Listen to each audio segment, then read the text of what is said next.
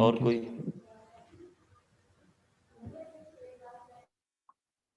चलें जी, अब थोड़ा सा हम आज फार्मली स्टार्ट करते हैं ताकि आपका ज़रा पता चल जाए आप लोगों को कि क्लासेस स्टार्ट हो गई हैं।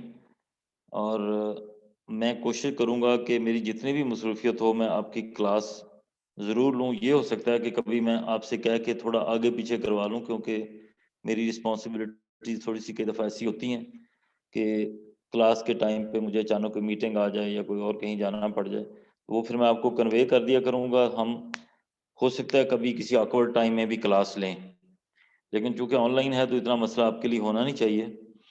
लेकिन फिर भी मैं कोशिश करूँगा कि जो आपकी टाइम टेबल के मुताबिक क्लास है उसी टाइम पे ली जाए। अगर आगे पीछे करनी है तो फिर आपसे ग्रुप में मैं शेयर कर दिया करूँगा। ठीक है? जी सर। जी सर। और बाकी टीचर्स आपकी टाइम टेबल के मुताबिक की इंशाल्लाह क्लासेस लेंगे। स्क्रीन शेयर हो रही है? जी सर। अच्छा जी, आज से हम फॉर्मली डिज़ाइन ऑफ एक्सपेरिमेंट का कोर्स स्टार्ट करेंगे। हमारा जो कोर्स का नाम है वो है design and analysis of experiment 1। इसमें जो 3 लेटर्स हैं, डिज़ाइन, एनालिसिस और एक्सपेरिमेंट, वो तीनों ही अपनी-अपनी जगह बहुत ज़्यादा इम्पोर्टेंट हैं। तो इसमें क्या काम हमने करना है, एक तो डिज़ाइनिंग करनी है और एनालिसिस करना है। किस चीज़ का करना है? एक्सपेरिमेंट का।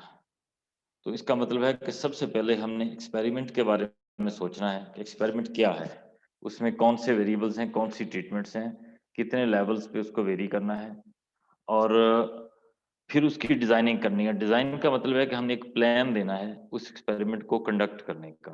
तो design is a plan, this is a strategy, this is a layout, जिसके ज़रिए हमने एक्सपेरिमेंट को कंडक्ट करना है।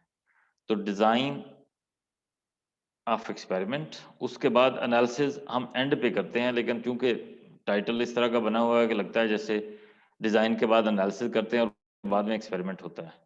ऐसे नहीं होता है। एक्सपेरिमेंट पहले हम सोचते हैं, एक्सपेरिमेंट के बारे में, उसके वेरिएबल्स के बारे में सोचते हैं, फिर उस वेरिएबल्स की बेस पे, उन ट्रीटमेंट्स की बेस पे एक प्लान बनाया जाता है जो डिज़ाइन कहलाता है। फिर वो एक्सपेरिमेंट कंडक्ट होता है और डेटा आता है हमारे पास। ट्रीटमेंट की वेरिएशन के साथ जो रिस्पॉन्स या आउटपुट या यील्ड हमें मिलती है, उसको मिला के हम कहते हैं कि ये डेटा है, और डेटे का एनालिसिस होता है। तो डिज़ाइन ऑफ एक्सपेरिमेंट कंडक्ट किया जाता है डिज़ाइन के ज़रिए, और उसके बाद एनालिसिस किया जाता है, और एंड पे इंटरप्रिटेशन की जाती है रिजल्ट्स की। तो बहरहाल तरतीब आगे पीछे हो सकती है, लेकिन इसका मतलब ये नहीं है कि जो टाइटल की तरतीब है बिल्कुल उसी तरीके से हमने काम करना है। सम टाइम हम एक्सपेरिमेंट पहले सोच लेते हैं और डिज़ाइन बाद में बनाते हैं। सम टाइम हम डिज़ाइन के मुताबिक एक्सपेरिमेंट को प्लान कर लेते हैं कि डिज़ाइन हमारे पास बना हुआ है, एक स्टैंडर्ड डिज़ाइन है, जैसे CRDR, CBD है, लैटिन स्क्वायर डिज़ाइन वगैरह है, तो ये बने हुए डिज़ाइन है। इसका मतलब, और इसके मुताबिक हम एक्सपेरिमेंट को प्लान कर लेते हैं। बाद दफ़ा हमें एक्सपेरिमेंट कोई बंदा आके बताता है जो एक्सपेरिमेंट करने वाला है, जैसे केमिस्ट्री का बंदा है, एग्रीकल्चर फील्ड से रिलेटेड है, बॉटनी ज़ूलॉजी का बंदा है, वो हमें कहता है कि ये एक्सपेरिमेंट है, आपने इसके मुताबिक मुझे डिज़ाइन बना के देना है। तो इसका मतलब है कि डिज़ाइन एंड एक्सपेरिमेंट आगे पीछे हो सकते हैं, लेकिन एनालिसिस जो है वो इनके बाद ही होता है। जब आप कंडक्ट कर लेते हैं एक्सपेरिमेंट को, तो फिर उसका डाटा आता है, तो फिर एनालिसिस पॉसिबल है, एनालिसिस पहले नहीं हो सकता। और दूसरी बात ये है कि यहाँ पे एक तो डिज़ाइन होता है, एक एक्सपेरिमेंट है, दोनों में फ़र्क हमें थोड़ा-सा वाज़ेह करना चाहिए।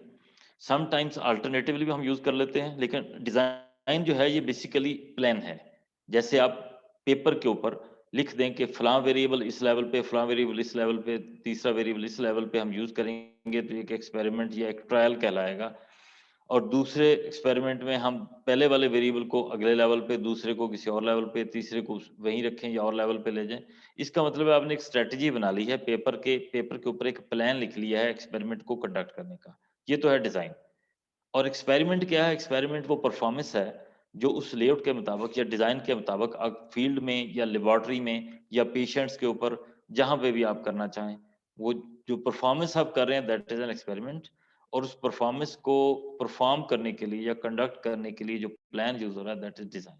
तो डिज़ाइन और एक्सपेरिमेंट में फर्क जो है वो आपको क्लियर होना चाहिए। अच्छा, सबसे सर पहले हम जी जी सर हम डिजाइन को एज अ फॉर्मूला भी ले सकते हैं?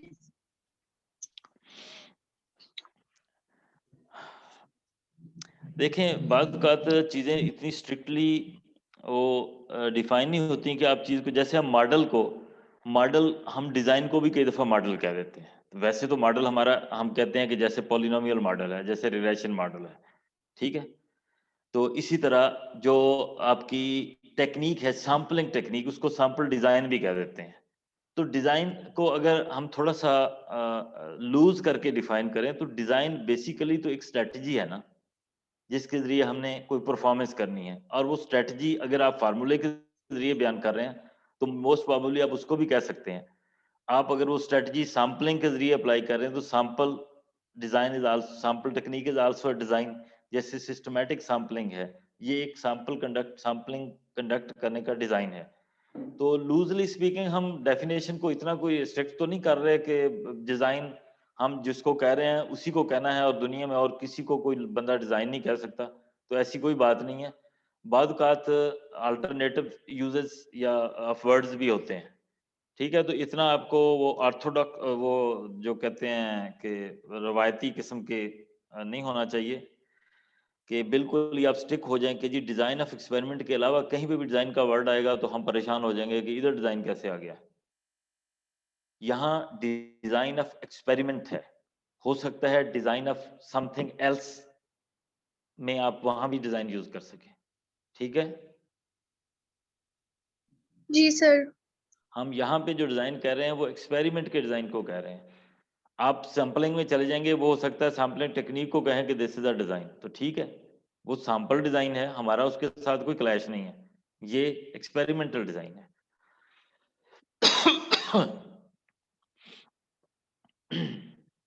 अच्छा जी, एक्सपेरिमेंट इन स्टैटिस्टिक्स होता क्या है? A scientific performance which is undertaken to discover new facts, to test a hypothesis, to demonstrate a known fact. 3 basic objectives हैं जो एक्सपेरिमेंट के ज़रिए हम हासिल करते हैं। या तो हम न्यू फैक्ट्स को डिस्कवर करते हैं, जैसे जो साइंसदानों ने बहुत सारी नई चीज़ें डिस्कवर की या इन्वेंट की, वो एक्सपेरिमेंट ज़ाहिर है कि वो कुछ एक्सप्लोर कर रहे थे और अचानक एक नई चीज़ दरियाफ्त हो गई। जैसे पेनिसिलिन डिस्कवर हुई, तो नई जो फैक्ट्स हैं वो उनका पता चला।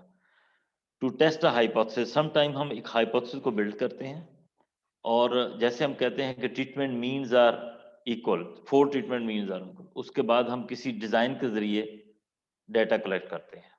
वो सेंट्रल कंपोजिट वो कंप्लीटली रैंडमाइज्ड डिज़ाइन या रैंडमाइज्ड कंप्लीट ब्लॉक डिज़ाइन हो सकता है। तो किसी डिज़ाइन के लिए हम डाटा कलेक्ट करने के बाद इस हाइपोथेसिस को टेस्ट करते हैं, या तो एक्सेप्ट करते हैं या रिजेक्ट करते हैं। तो इसका मतलब है कि टेस्टिंग ऑफ हाइपोथेसिस में भी डिज़ाइन का रोल है।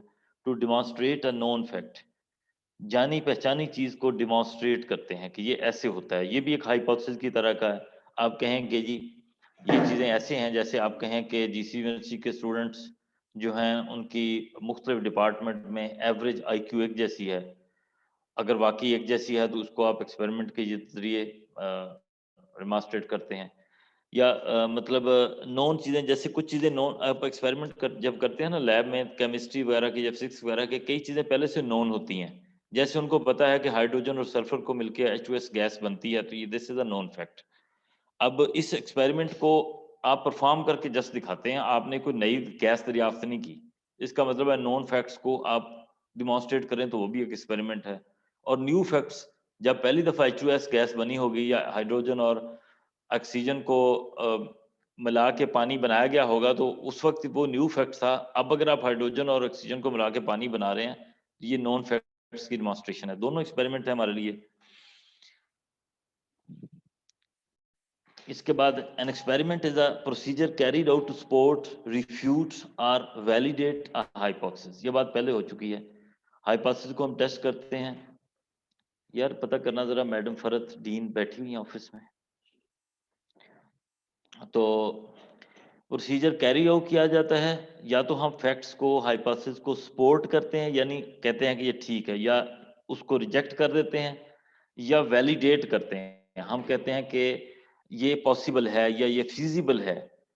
तो ये मतलब बाद दफ़ा ऐसे हाइपोथेसिस होते हैं जो वैलिडेट ही नहीं होते। जैसे आप कहें कि जी हम अज़्यूम करते हैं कि जीसी यूनिवर्सिटी के स्टूडेंट्स में पढ़ने वाले स्टूडेंट्स की एवरेज एज 100 इयर्स है। अब ये एक नॉनसेंस किस्म का हाइपोथेसिस है, लेकिन हाइपोथेसिस तो है। तो इसको हम डाटा के ज़रिए वैलिडेट नहीं कर सकते। जो सूटेबल या रियलिस्टिक होगा, उसको तो हम कर सकते हैं। तो इस तरह एक्सपेरिमेंट के ज़रिए हम चेक करते हैं कि क्या ये बातें जो कोई हाइपोथेसिस बिल्ड किया जाता है या कोई और फैक्ट है, क्या वो वैलिडेट है? क्या वो रियलिटी पे बेस करता है या नहीं करता? A systematic investigation to advance our understanding of a phenomenon. तो ये एक और डेफिनेशन है एक्सपेरिमेंट की। ये एक सिस्टमैटिक वे है। एक्सपेरिमेंट एक कंट्रोल्ड प्रोसेस है, एक सिस्टमैटिक तरीका है जिसमें हम एक फिनोमिना को चेक करते हैं। तो ये भी एक इसकी डेफिनेशन की जा सकती है। Experiments vary greatly in goal and scale, but always rely on repeatable procedure and logical analysis of the results. Experiment का गोल यानी ऑब्जेक्टिव और स्केल यानी उसकी किस लेवल पे वो कंडक्ट किया जाता है, क्या लार्ज स्केल है या स्मॉल स्केल है, क्या वो लेबोरेटरी एक्सपेरिमेंट है या फील्ड एक्सपेरिमेंट है। जैसे एक एटॉमिक ब्लास्ट जो है वो चागी में भी किया जा सकता है, जैसे हमने कंट्रोल प्रोसेस में किया, वही एटॉमिक ब्लास्ट हिरोशिमा या नागासाकी में भी किया जा सकता है। तो इसका मतलब ये है कि स्केल दोनों का डिफरेंट है, ऑब्जेक्टिव्स डिफरेंट हैं। तो एक्सपेरिमेंट के ऑब्जेक्टिव्स और उसका स्केल ऑफ कंडक्ट, लार्ज या स्मॉल या मीडियम स्केल जो भी है, वो वेरी करते हैं।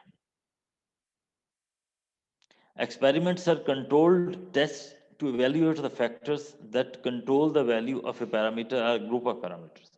तो पहली बात यह है कि एक्सपेरिमेंट जिसको हम कह रहे हैं ये एक कंट्रोल्ड प्रोसेस होना चाहिए। अगर आपके कंट्रोल में नहीं है तो फिर आप ना तो उसकी रीडिंग ले सकते हैं, ना उसके जो इफेक्ट्स हैं मुख्तलिफ वेरिएबल्स के वो मेजर कर सकते हैं। अगर आपके माइंड में कोई भी क्वेश्चन आता है तो आप किसी भी वक्त पूछ सकते हैं। अच्छा, ये तो थी जरा जनरल डेफिनेशन एक्सपेरिमेंट की। हाँ जी, बोलें। सर रैंडम एक्सपेरिमेंट का ही पूछने लगी थी, सॉरी। अच्छा, जो हम ये जो पहली डेफिनेशन थी, मोस्ट प्रोबेबली वो सारे एक्सपेरिमेंट हमारे काम के ना हों। हमारे काम के एक्सपेरिमेंट हैं रैंडम एक्सपेरिमेंट। जैसे आप कोई नॉन फैक्ट्स को वेरीफाई करते हैं तो उस एक्सपेरिमेंट में स्टैट ने कोई खास काम नहीं करना होता। आपको पता है कि इसका रिजल्ट ये है और वो ही निकल रहा है, तो उसमें स्टैट का कोई खास रोल नहीं है। एक सेकंड।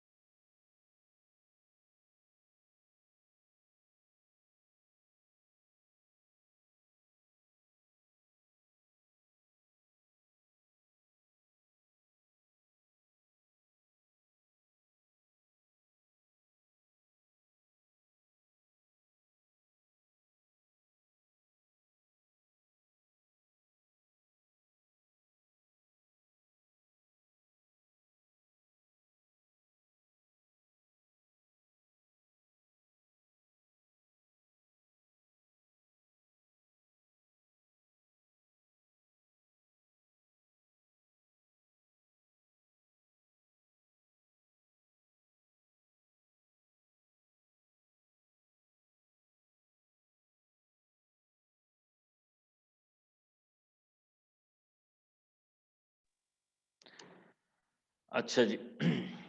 तो स्टैटिस्टिक्स में हम जिन एक्सपेरिमेंट्स को डील करते हैं और जिनमें हमारा कोई रोल है प्ले करने के लिए, वो है रैंडम एक्सपेरिमेंट्स। तो हम रैंडम एक्सपेरिमेंट को डिफाइन करते हैं। Probability theory is based on the paradigm of a random experiment. A random experiment has the following properties. तो आपकी जितनी भी probability theory है, आपकी जितनी भी testing hypothesis है, sampling है, inference है, वो सारी की सारी random experiment के ऊपर बेस करती है, क्योंकि सारी की सारी probability based है और probability का रोल उस वक्त स्टार्ट होता है जब randomization हो किसी प्रोसेस में, अदरवाइज तो कोई probability नहीं है। अगर आपने फॉर एग्जांपल आपको पता है कि किसी एक्सपेरिमेंट का क्या रिजल्ट है, एक ही रिजल्ट है उसका, तो उसमें कोई प्रोबेबिलिटी नहीं है कि क्या कौन सा इवेंट अकर करेगा, फिर तो ज़ाहिर है वही होना है। तो इसलिए रैंडम एक्सपेरिमेंट की डेफिनेशन हम देख लेते हैं। It has at least 2 outcomes. अगर एक ही आउटकम है किसी एक्सपेरिमेंट का तो that is not random experiment, फिर प्रोबेबिलिटी कोई नहीं है। अगर कम से कम 2 उसके आउटकम्स होंगे तो फिर हम कह सकते हैं कि कौन सा आउटकम अकर करने के क्या चांसेस हैं, तो फिर प्रोबेबिलिटी का रोल स्टार्ट होता है। ठीक है जी, तो ये एक फर्स्ट बेसिक कंडीशन है an experiment to be a random experiment के it should have at least 2 outcomes. Second, whose outcome cannot be predicted with certainty, that depends on chance. ऐसा एक्सपेरिमेंट रैंडम एक्सपेरिमेंट होगा जिसमें हम यकीन के साथ उसके रिजल्ट के बारे में नहीं बता सकते, क्योंकि रिजल्ट जो है वो चांस के ऊपर डिपेंड कर रहा है। जैसे कॉइन टॉसिंग को हम प्रोबेबिलिटी में एक सिंपल सा एक्सपेरिमेंट रैंडम एक्सपेरिमेंट कंसिडर करते हैं, तो कॉइन टॉसिंग में कोई यकीन से नहीं कह सकता कि हेड अकर करेगा या टेल अकर करेगी। अगर यकीन से कह सकता तो फिर वो रैंडम एक्सपेरिमेंट नहीं था। तो हेड आने के और टेल आने के चांसेस हैं, प्रोबेबिलिटी बेस्ड एक्सपेरिमेंट है। ठीक है जी, ये कुछ बेसिक कंडीशंस हैं, 3 बिल्कुल ही बेसिक कंडीशंस हैं। बैठे उधर चलोगे? तो रैंडम एक्सपेरिमेंट जो है इसकी ये 3 बेसिक कंडीशंस हैं। ठीक है जी, कोई आपका क्वेश्चन है तो आप पूछ सकते हैं।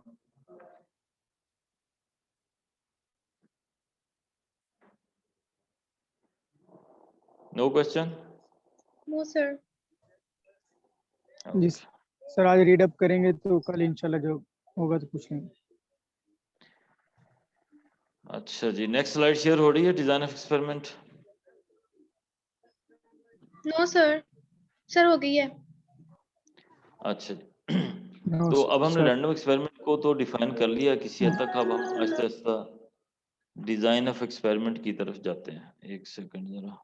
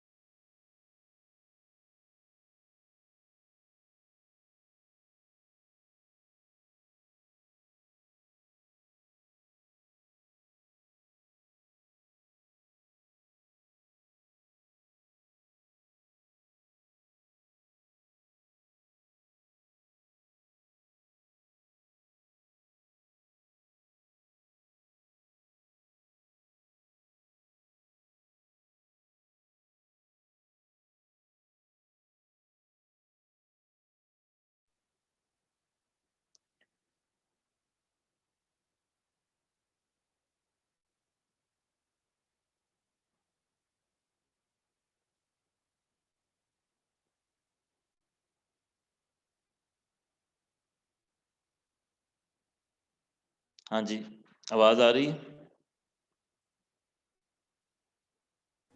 हेलो। जी सर, आ जी रही है सर। आवाज। हाँ जी, डिजाइन ऑफ एक्सपेरिमेंट को हमने डिफाइन करना है। The process of designing an experiment, giving a detailed plan और strategy of conducting the experiment. तो डिजाइन ऑफ एक्सपेरिमेंट क्या है? ये एक इसकी पूरे की डिजाइन ऑफ एक्सपेरिमेंट की डेफिनेशन है। डिजाइन की और एक्सपेरिमेंट की अलग से नहीं है, बल्कि डिजाइन एक्सपेरिमेंट क्या है? The process of designing an experiment, giving a detailed plan और strategy of conducting an experiment. तो डिजाइन एक्सपेरिमेंट में क्या होता है? एक्सपेरिमेंट को कंडक्ट करने की एक मेथडोलॉजी दी जाती है, एक प्लान दिया जाता है, एक स्ट्रेटजी दी जाती है और उसके मुताबिक एक्सपेरिमेंट को कंडक्ट किया जाता है। Branches of applied statistics that deals with planning, conducting, analyzing and interpretation.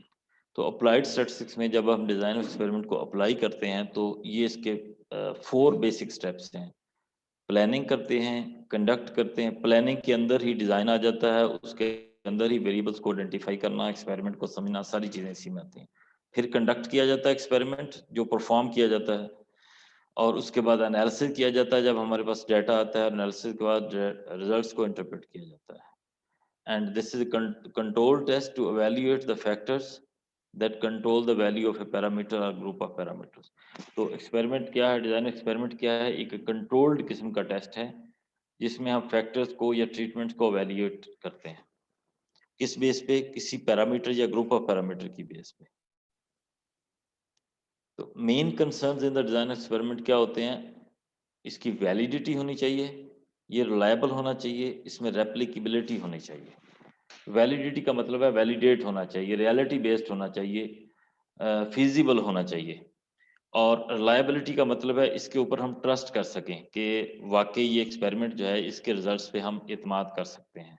कोई ऐसा एक्सपेरिमेंट ना हो जो काबिल कबूल ना हो, या जो लोग कहें कि ये तो पॉसिबल ही नहीं है।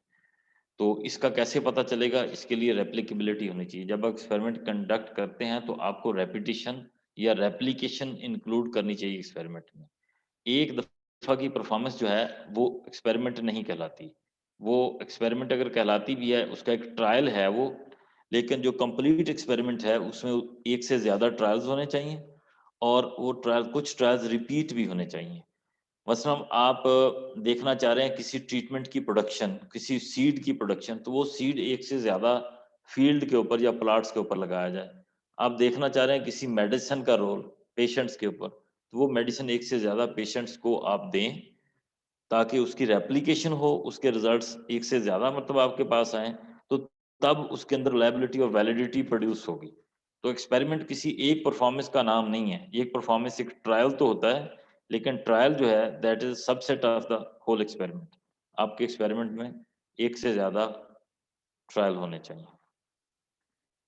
These concerns can be partially addressed by carefully choosing the independent variables. आपके एक्सपेरिमेंट में दो किस्म के वेरिएबल्स इन्वॉल्व होते हैं। कुछ वेरिएबल्स को आप कंट्रोल कर रहे होते हैं, जिनको आप ट्रीटमेंट या फैक्टोरियल में अगर जाएं तो फैक्टर्स कह देते हैं, और दूसरे किस्म के वेरिएबल्स आप आउटपुट के तौर पे, रीडिंग के तौर पे ले रहे होते हैं। जैसे फील्ड एक्सपेरिमेंट में सीड आप खुद कंट्रोल कर रहे हैं, फर्टिलाइजर आप खुद कंट्रोल कर रहे हैं, पेस्टिसाइड आपके अपने कंट्रोल में है, लेकिन जो आप मेजर कर रहे हैं, जो आप आउटपुट ले रहे हैं, वो आपके कंट्रोल में नहीं है। वीट की प्रोडक्शन कितनी आनी है वो आपके कंट्रोल में नहीं है। पेशेंट को आपने टैबलेट अपनी मर्जी से दी है, उसके बाद 1 घंटे के बाद उसके ब्लड प्रेशर की रीडिंग क्या होगी, ये आपके कंट्रोल में नहीं है, क्योंकि ये यील्ड है, ये आउटपुट है। तो एक्सपेरिमेंट में दो किस्म के वेरिएबल्स इन्वॉल्व हैं। एक वो है जिनको आप खुद कंट्रोल कर रहे हैं, उनको हम कभी ट्रीटमेंट कह देते हैं, कभी फैक्टर कह देते हैं, और बेसिकली वो होते वेरिएबल्स ही हैं, क्योंकि उनकी क्वांटिटीज को हम वेरी करते हैं। और दूसरे किस्म के वेरिएबल्स हैं जो आउटपुट के तौर पे, यील्ड के तौर पे, रिस्पॉन्स के तौर पे हम मेजर करते हैं। दोनों वेरिएबल की नेचर कुछ मुख्तलिफ है। जो वेरिएबल आप खुद कंट्रोल करते हैं वो फिक्स्ड होते हैं इन नेचर, यानी आप उनको खुद कंट्रोल चूंकि कर रहे होते हैं, इसलिए आप उनको फिक्स करके यूज करते हैं। तो कॉमनली दे आर फिक्स्ड। जैसे आपको पता है कि सीड कितना डालना है, आप रैंडमली सीड नहीं डालते। आपको ये पता है पेस्टिसाइड कितनी यूज करनी है फील्ड में, आप रैंडमली नहीं करते। आपको ये पता है पेशेंट को मेडिसिन कितनी देनी है, कितनी गोलियां देनी है। ये नहीं होता कि आप कहें कि डब्बे में से हाथ डालेंगे, रैंडमली जितनी टैबलेट्स आ गई उतनी खा लेंगे। आपने पहले से फिक्स किया होता है ट्रीटमेंट को कि मैंने 2 गोलियां इतनी विटामिन सी की लेनी है, मैंने इतनी पेस्टिसाइड 1 लीटर 1 एकड़ में यूज करनी है, फर्टिलाइजर मैंने 1 बैग जो है वो 1 एकड़ में या हाफ एकड़ में यूज करना है। तो ये सारी चीजें फिक्स्ड होती हैं नॉर्मली, लेकिन रैंडमली भी की जा सकती हैं। ये नहीं कि रैंडमली पॉसिबल नहीं है, लेकिन ज्यादातर ऐसे ही होता है रियल फील्ड में, लाइफ में, कि हमारे जो कंट्रोल, जो इंडिपेंडेंट वेरिएबल्स होते हैं, उनको हम इंडिपेंडेंटली कहते हैं इसलिए हैं कि हम इंडिपेंडेंट हैं उनकी क्वांटिटी को या उनके लेवल को चूज करने में। हम इंडिपेंडेंट हैं कि हम कितनी गोलियां खाना चाहें, डब्बा हमारे सामने पड़ा है, डॉक्टर बेशक 2 कह दे, आप 10 खाना चाहें तो कौन रोक सकता है आपको? तो इसका मतलब है आप इंडिपेंडेंटली डिसाइड कर रहे हैं कि आपने कितनी, वो जो कंट्रोल्ड वेरिएबल है या जो इंडिपेंडेंट वेरिएबल है जो आपके कंट्रोल में दिया गया है, उसको आपने किस क्वांटिटी पे यूज करना है। लेकिन आप रिजल्ट के तौर पे इंडिपेंडेंट नहीं है। अगर गोलियां आप कोई डॉक्टर ने 2 कही नींद की गोलियां और आप 10 खा लें, तो फिर आप गोलियां खाने में तो इंडिपेंडेंट है, लेकिन जो रिजल्ट आना है उसमें आप इंडिपेंडेंट नहीं है। वो फिर अल्लाह ही जानता है क्या बनना है। तो वो रिजल्ट जो है वो रैंडमली अकर करता है। जो रिस्पॉन्स है दैट इज रैंडम, जो इनपुट वेरिएबल है दैट इज कंट्रोल्ड और फिक्स्ड। इस यही वजह है कि आप 10 मुख्तलिफ पेशेंट्स को एक ही टैबलेट देते हैं, तो 1 घंटे के बाद उनकी जो लेवल है उनकी डिजीज का, वो 10 के 10 लोगों का मुख्तलिफ होता है। तो इसकी वजह यह है कि रैंडमली उसका लेवल डिसाइड होता है और उसके बहुत सारी चीज़ों पे वो डिपेंड कर रहा होता है। तो ऐसे ही रिग्रेशन मॉडल में जब हम कहते हैं y equal to a plus B X, इसमें x जो है वो फिक्स होता है, y जो है वो रैंडम होता है, x के नतीजे में y प्रोड्यूस होता है। तो यही कॉन्सेप्ट यहाँ पे भी है कि जब हम डिज़ाइन ऑफ एक्सपेरिमेंट कंडक्ट करते हैं, तो डिज़ाइन ऑफ एक्सपेरिमेंट जो है वो रिग्रेशन को साथ-साथ लेके चलता है, उसको छोड़ के नहीं चलता। क्योंकि जब हम अनोवा को डिस्कस करेंगे, जो आखिर में एनालिसिस है, जब हमारे पास डाटा आता है, तो अनोवा और रिग्रेशन बहुत क्लोज हैं और उनकी अंडरस्टैंडिंग बहुत मिलती-जुलती है। तो इसलिए आपने ये ज़हन में रखना है कि हम साथ कभी-कभी रिग्रेशन की चीज़ों को भी डिस्कस करेंगे। अच्छा, इसके बाद ensuring that the documentation of the method is sufficiently detailed.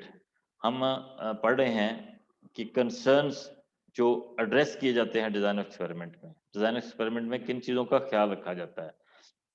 जिसमें तीसरा पॉइंट यह है कि ensuring that the documentation of the method is sufficiently detailed. तो जो मेथड की डॉक्यूमेंटेशन है, लेआउट है या प्लान है या ऑन पेपर जो चीज़ है, वो प्रॉपरली आपको पहले एक्सप्लेन करनी पड़ती है। Achieving appropriate levels of statistical power, likely that study will detect an effect that there is an effect and sensitivity. तो achieving appropriate levels of statistical power and sensitivity, हमारा जो टेस्ट की power है वो कैसे इंक्रीज करती है, आप जरा पढ़िएगा टेस्टिंग ऑफ हाइपोथेसिस में, क्योंकि इसमें डिजाइन एक्सपेरिमेंट में भी हम एनालिसिस ऑफ वेरिएंस टेस्ट या एफ टेस्ट ही यूज करते हैं मोस्ट प्रोबेबली। और हमें सेंसिटिविटी कैसे चेक करती है, जो दोनों चीज़ मैं आपके लिए छोड़ता हूँ कि आप टेस्टिंग ऑफ हाइपोथेसिस में ज़रा डेफिनेशन ढूंढिएगा कि पावर कैसे इंक्रीज होती है किसी टेस्ट की और सेंसिटिविटी कैसे डिटेक्ट होती है। तो इसका जवाब मुझे नेक्स्ट लेक्चर में आपने देना है। तो हम यहाँ भी ख्याल करते हैं कि हम ऐसा डिज़ाइन बनाएं कि हमारा जो टेस्ट है वो पावरफुल हो और सेंसिटिविटी को डिटेक्ट करने के काबिल हो। सेंसिटिविटी का मतलब है चेंज ऑफ वेरिएबल की वजह से जो रिस्पांस के ऊपर इफेक्ट आ रहा है, जो आउटपुट के ऊपर या यील्ड के ऊपर इफेक्ट आ रहा है। तो हम देखना चाह रहे हैं कि वाई जो है वो एक्सिस के लिहाज से कितना सेंसिटिव है। जैसे अगर रिग्रेशन मॉडल के हिसाब से देखें तो मल्टीपल रिग्रेशन मॉडल में x1 x2 मुख्तलिफ एक्सेस होते हैं